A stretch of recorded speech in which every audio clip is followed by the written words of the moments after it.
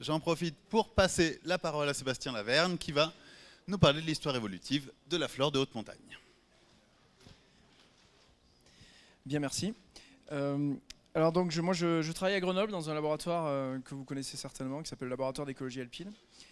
Et je dois dire que moi aussi, je vais faire comme Christopher. Je vais juste dire un mot. Je parle ici sous la surveillance de mon ancien directeur de thèse, qui est président du conseil scientifique du Mercantour.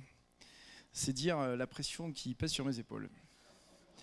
Alors, je vais vous parler de plantes de haute montagne. Alors, il y a quelques années, avec certains de mes collègues, dont certains sont présents ici dans la salle, nous avons trouvé sous le sommet de la Dent du Géant, dans le massif du Mont Blanc, cette plante, qui est une androsace, famille des primevères, et dont nous pensons maintenant qu'elle est nouvelle pour la science.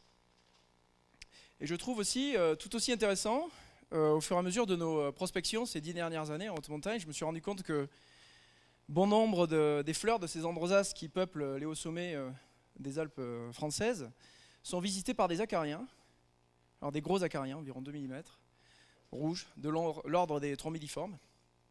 Donc ce sont vraisemblablement des pollinisateurs potentiels, et ça aussi serait un type d'interaction biotique nouveau pour la science, puisqu'on n'a jamais vu de pollinisation réalisée par les acariens.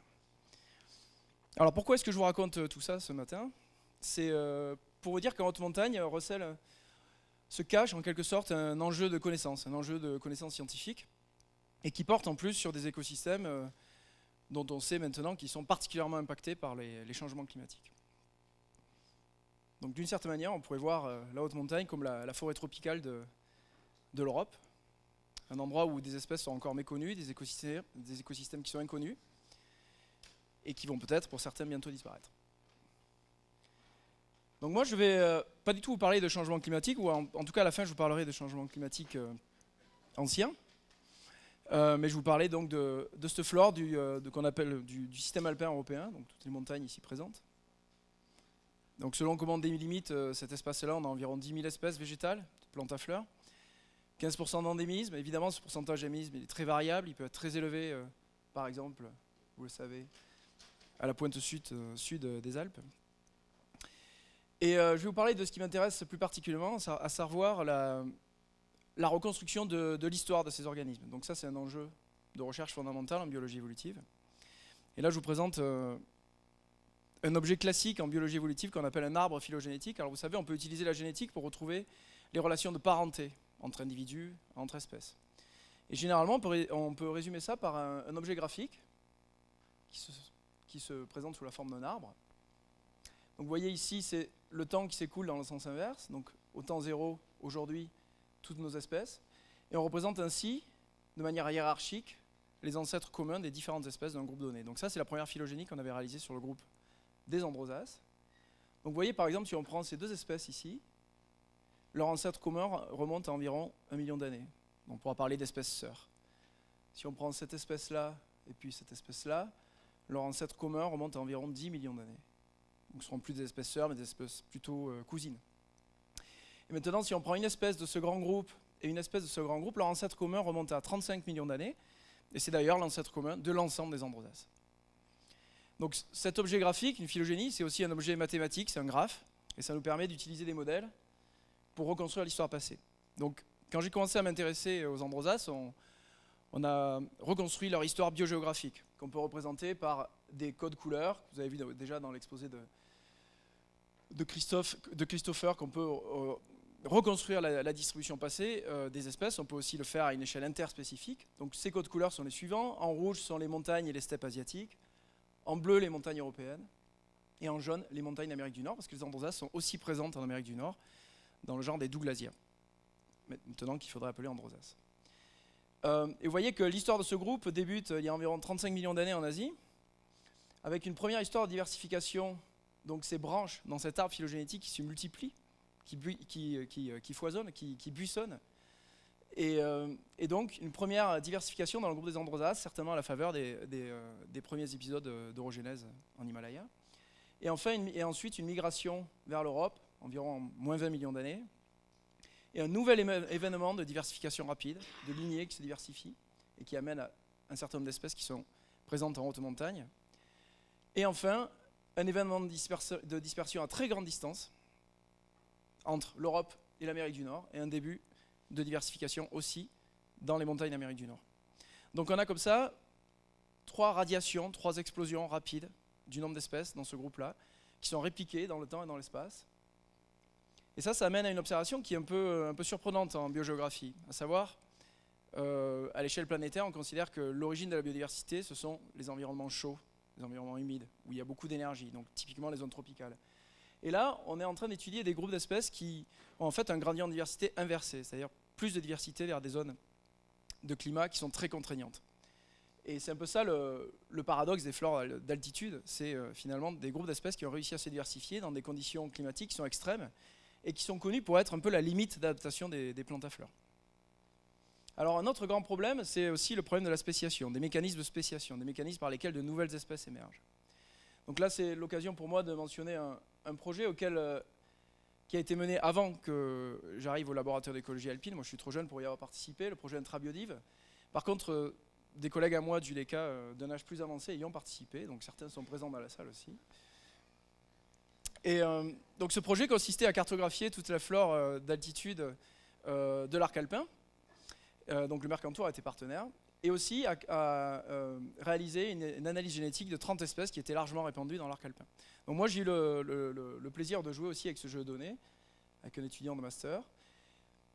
Et alors l'histoire courte de ce travail, c'est qu'on a mis en évidence des signatures génétiques d'adaptation locale à des conditions de niche qui sont marginales pour les espèces, à savoir les espèces s'adaptent, elles montrent des signatures d'adaptation locale en marge de leur aire de distribution et de manière récurrente et sur la quasi-totalité des espèces du jeu de données. C'est-à-dire qu'en fait, la sélection naturelle opère sur l'ensemble de l'aire de distribution des espèces et conduit à des divergences génétiques entre populations le long de gradients environnementaux. Et ça, c'est encore une observation un peu surprenante, à savoir, dans le domaine alpin, extrêmement structuré géographiquement, on a tendance à, ou en tout cas le lieu commun de la biogéographie alpine, c'est que la grande totalité des événements d'émergence de nouvelles espèces sont des événements qui résultent d'une divergence géographique, neutraliste en termes d'évolution, sans opération à la sélection naturelle. Alors que là, on voit ici, justement, le résultat de la sélection naturelle, à savoir des divergences selon ces gradients. Donc, est-ce qu'on a affaire à des mécanismes de diversification qui sont essentiellement géographiques, ou est-ce qu'on a aussi des phénomènes de spéciation par divergence écologique? Et enfin, l'autre grande troisième question, c'est que s'est-il passé pendant l'ère glaciaire?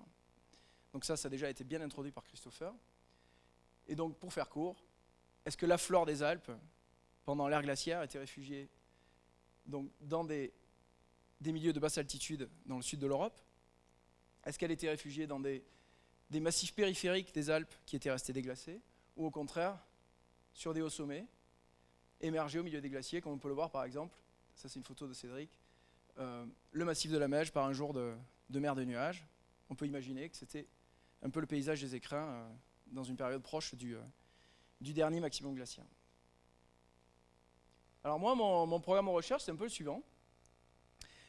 Donc c'est déjà reconstruire l'histoire des grandes lignées de plantes, donc par ce qu'on appelle la macroévolution, l'analyse phylogénétique. Essayer de comprendre comment certaines lignées qui portent certaines adaptations, que j'ai représentées ici par couleur noire, comment ces adaptations et certaines lignées ont réussi à passer les barrières environnementales de la haute montagne, en fait à rentrer dans ce que Simpson appelait une nouvelle zone adaptative.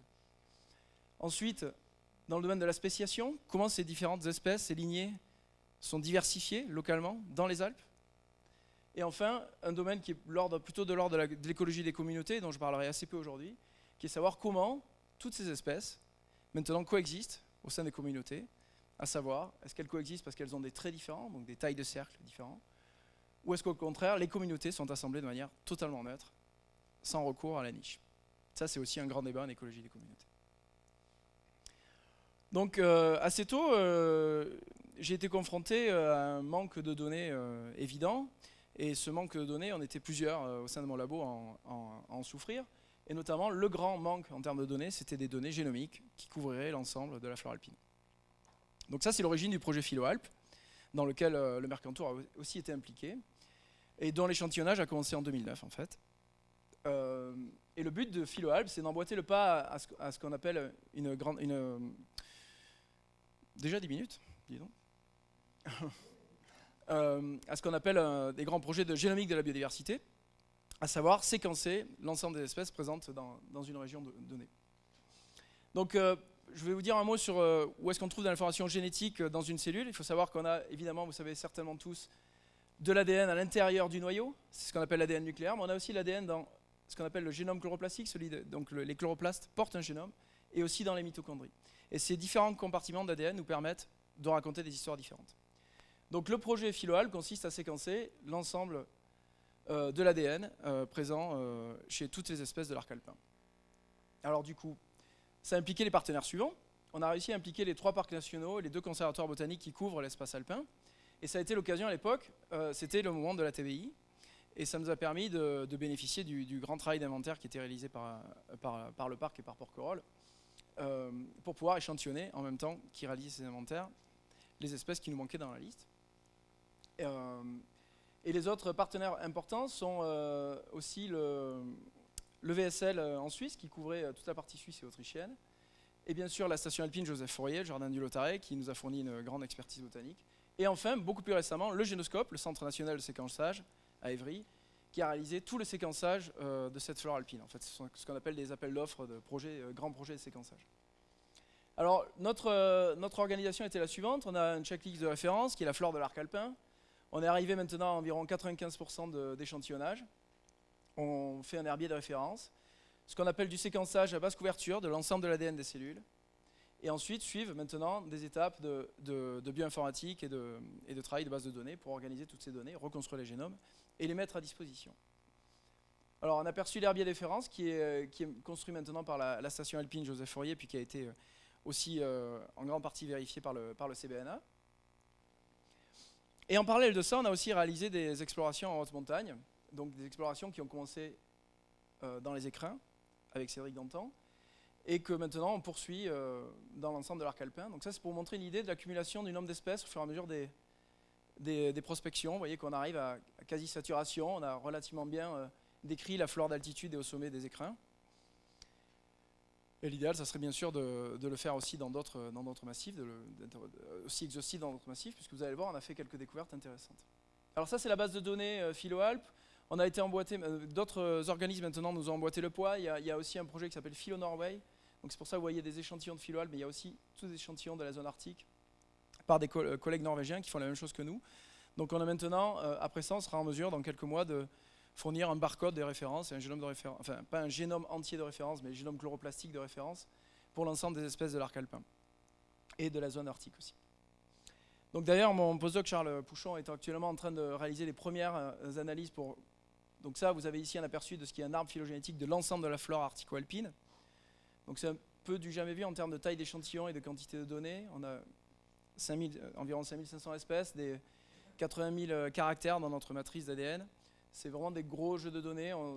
Le calcul de cette phylogénie et toutes les étapes de bioinfo prennent environ 3 semaines sur un supercalculateur qu'on a à Grenoble. Et donc on a encore des problèmes de données artefactuelles avec des données qui manquent. Il faut revoir nos étapes de bioinformatique. Enfin, tout ça est en route. Alors je vais vous parler maintenant assez rapidement de la thèse de Jan Smička qui porte sur une partie des données PhyloAlp, dont le but était de reconstruire l'histoire évolutive et de manière comparative, c'est-à-dire avec des données exactement identiques entre les différents clades de plantes dont on sait qu'elles sont diversifiées dans l'espace alpin, donc les Ambrosaces, Campanules, Gentianes, Primula, Saxifrage et Phytoma. Et donc voici un aperçu de ces différentes phylogénies, relations de parenté dans ces différents genres. Et ce qui est assez intéressant ici, c'est qu'on a des données unifiées, on a exactement les mêmes données, exactement les mêmes méthodes, et on est enfin capable de pouvoir comparer les dynamiques de diversification de ces différents groupes au sein de l'espace alpin. Donc là, je précise qu'on a échantillonné dans toutes les montagnes européennes, bien sûr, puisque beaucoup de ces groupes-là sont aussi diversifiés dans d'autres massifs que l'arc alpin au sens strict. Alors, un résultat est le suivant. Vous voyez, cette courbe d'accumulation, c'est l'accumulation temporelle, jusqu'au jour d'aujourd'hui, du nombre de lignées dans notre arbre phylogénétique, pour les 6 différents groupes. Et ce qui est intéressant, c'est de constater que donc, les plus anciens, les groupes qui ont commencé le plus anciennement à se diversifier, qui sont les Phytoma et les Saxifrages, se sont diversifiés, donc ça a commencé à environ moins 20 millions d'années, moins 25 millions d'années. Vous avez une représentation, une idée aussi de l'incertitude avec les couleurs ici qui apparaissent en transparent. Et ce qui est intéressant, c'est constater que pendant l'ère glaciaire, cette diversification a continué. Donc on a eu des événements de spéciation encore pendant la période glaciaire. Et quand on observe que beaucoup de ces espèces sont encore beaucoup en allopatrie, ou dans des habitats différents et ne sont pas encore mélangées, ça amène quand même une idée qu'indirectement on est en train de se rendre compte qu'il y a peut-être eu spéciation aussi dans ces refuges glaciaires, potentiellement à l'intérieur des Alpes. Je vais en reparler. Donc du coup, en 2015, a été publié aussi un atlas de la flore protégée de Haute-Savoie dans lequel Denis Jordan parlait d'une androsace qui disait être une androsace sans nom.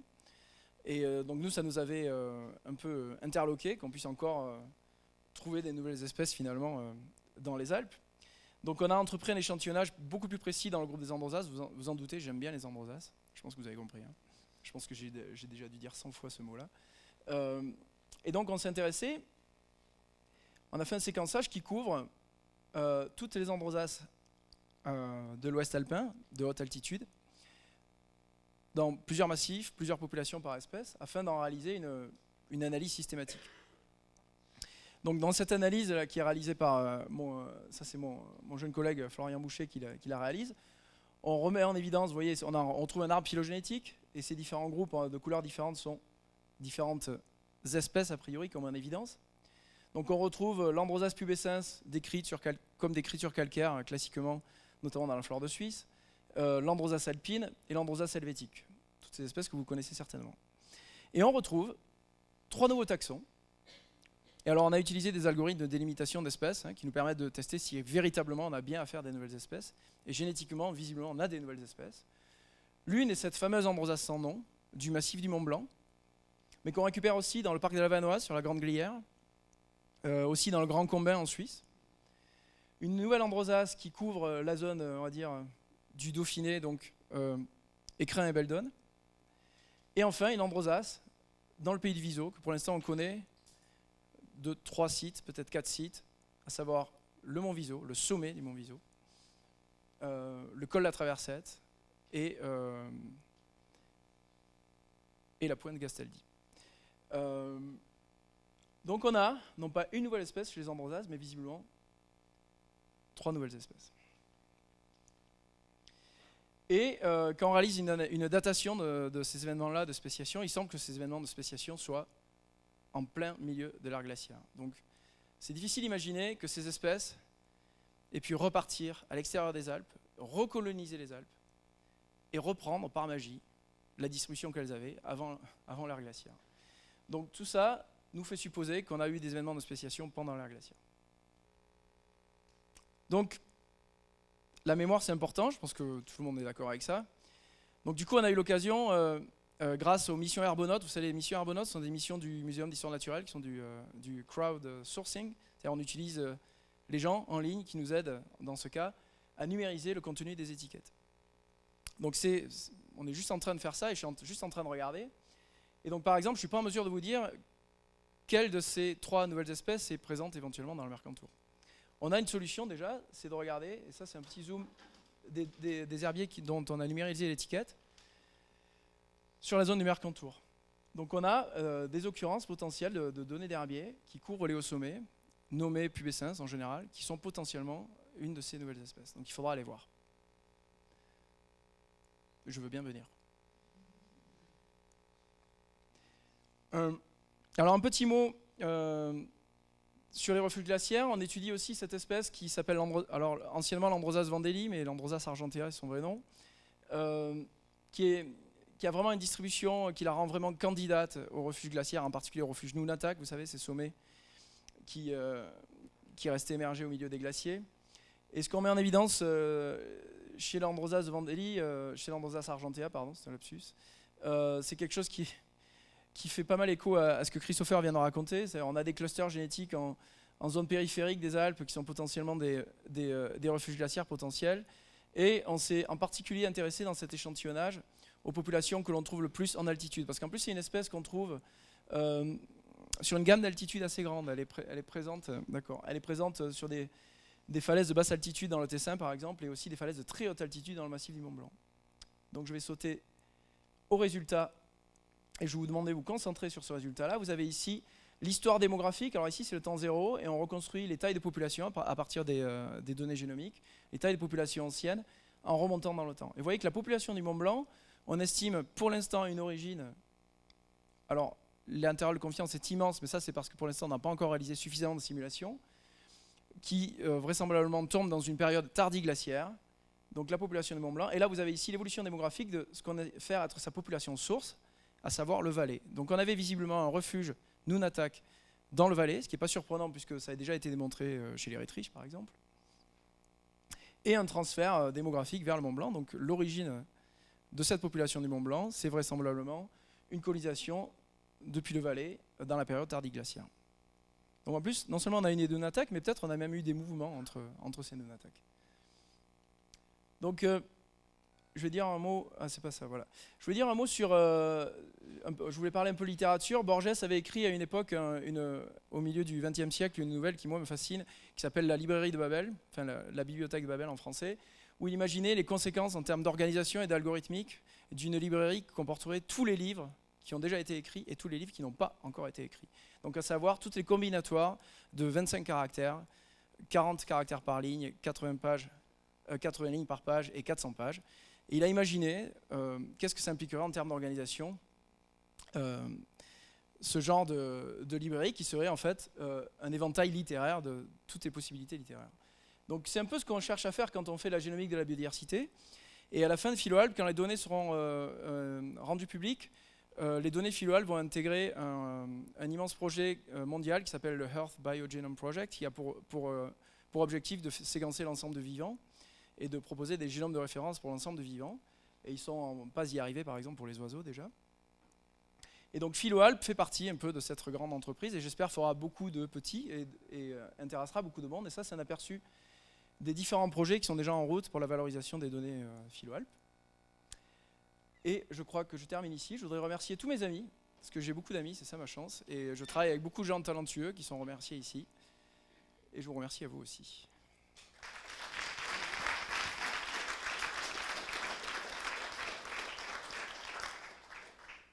Merci beaucoup.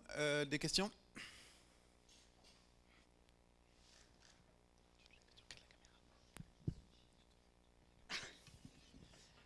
Francine Brondex. Moi, c'est une petite question sur le premier épisode de diversification, si j'ai bien compris, qui se passe aux alentours de 20-30 millions d'années. Ouais. Ah oui, du coup, c'est l'Asie, parce que pour moi, ça me rappelait le temps géologique et le temps géologique des Alpes. Mais effectivement, si c'est l'Asie, la question tombe d'elle-même, du coup. Pour préciser, pour les Androsaces, on a encore une très très mauvaise image de ce qui s'est passé en Asie, tout simplement parce qu'on connaît très mal les Androsaces d'Asie. Et donc on est en train de développer un contact avec quelqu'un là-bas et on va commencer à s'y intéresser. Vas-y, tu...